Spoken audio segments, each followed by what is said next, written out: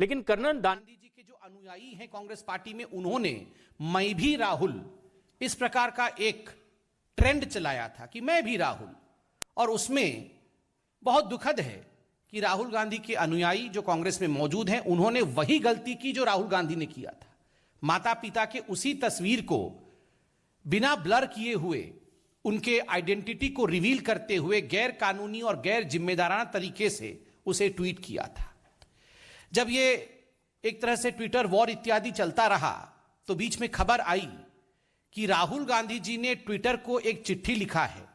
Congress party ने राहुल गांधी जी की तरफ से एक चिट्ठी लिखा है ट्विटर को, और कहा है कि राहुल गांधी जी ने परिवार के सदस्यों की जो तस्वीर ट्वीट की थी, that was after the due consent of the family of the victim.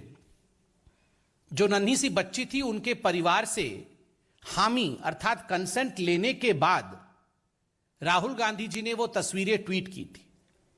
जब ये कंसेंट लेटर, तथा कथित कंसेंट लेटर कांग्रेस पार्टी द्वारा ट्विटर को भेजा गया तो ट्विटर ने राहुल गांधी जी के अकाउंट को अनलॉक किया।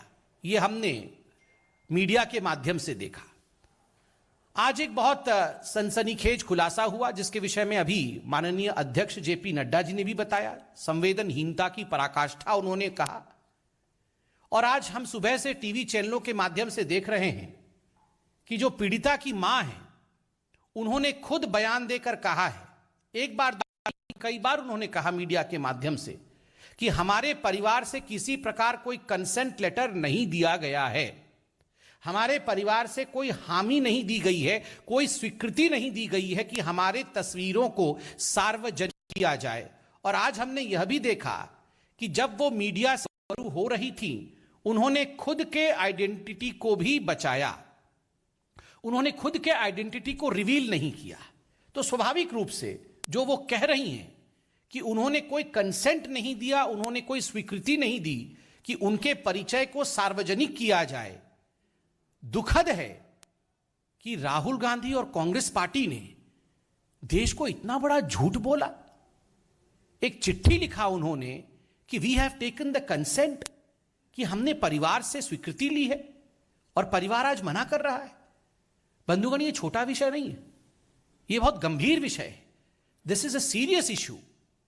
एक तो आप पीड़िता के ऊपर राजनीति कर रहे थे, आपने कानून देखा नहीं, आपने इर्रेस्पॉन्सिबल तरीके से कानून को धता बताते हुए आपने पीड़िता के परिवार के तस्वीर को साझा किया, सार्वजनिक किया। जब आप पकड़े गए और पॉलिसी के हिसाब से ट्विटर ने आप पे और आपके अकाउंट पे कार्यवाही की, तो आपने ट्विटर को और ट्विटर के माध्यम से देश को झूठ बोला कि पीड़िता के परिवार ने आपको स्वीकृति दी थी। This is extremely unbecoming of any responsible political leader. देश का कोई भी जिम्मेदार राजनेता इस प्रकार का संवेदनहीन व्यवहार कर सकता है, इसकी अपेक्षा हमें नहीं थी। राहुल गांधी जी गैर जिम्मेदार हैं, इसमें कोई दोमत नहीं है। Rahul and responsibility never go together, there is no second question on this. Rahul Gandhi ji समय समय पर देश को भ्रमित करते हैं, समय समय पर झूठ बोलते हैं, इसमें भी कोई दोमत नहीं है। देश के सर्वोच्च न्यायालय में राहुल गांधी ने झूठ बोलने के लिए क्षमा याचना की, मगर यह सब राहुल गांधी और कांग्रेस पार्टी से एक्सपेक्टेड था। किंतु रेप जैसे, बलात्कार जैसे, दुष्कर्म जैसे जघन्य अपराध के ऊपर पीड़िता के परिवार के साथ राजनीति करने के पश्चात उस विषय में झूठ बोले, यह हम एक्सपेक्ट नहीं कर रहे थे। इस प्रकार की संवेदनहीनता दिखाई जाएगी, संवेदन शून्यता दिखाई जाएगी, यह हम कदाचित नहीं सोच रहे थे।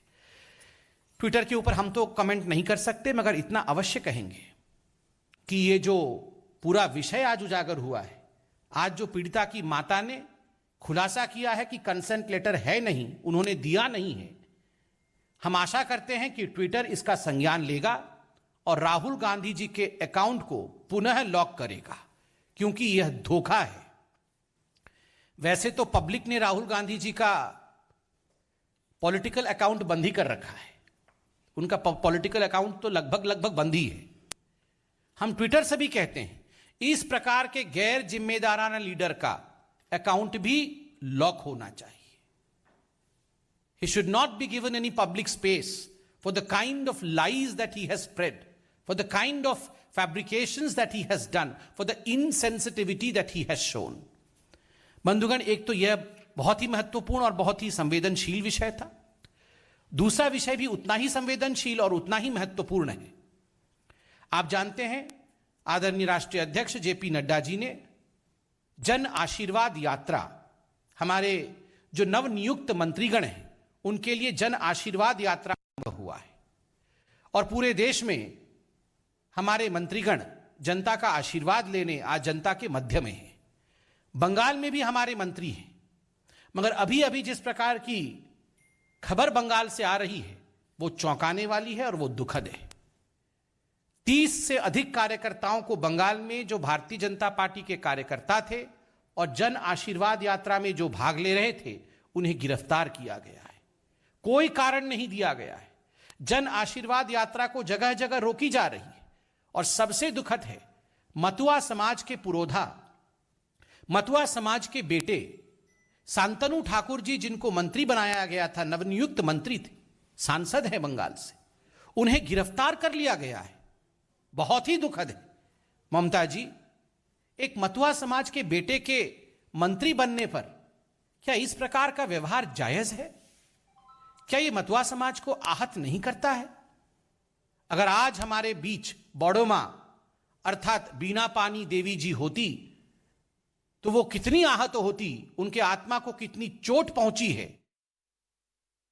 बीजेपी की ओर से ममता बनर्जी पर भी निशाना, लेकिन बड़ा हमला राहुल गांधी पर। राहुल गांधी की ओर से बलात्कार पीड़ित बच्ची की तस्वीर ट्वीट किए जाने के मुद्दे पर यह प्रेस कॉन्फ्रेंस, और उन्होंने कहा है कि दरअसल झूठ बताया गया कांग्रेस पार्टी की ओर से कि सहमति परिवार की ली गई थी तस्वीर ट्वीट करने के लिए।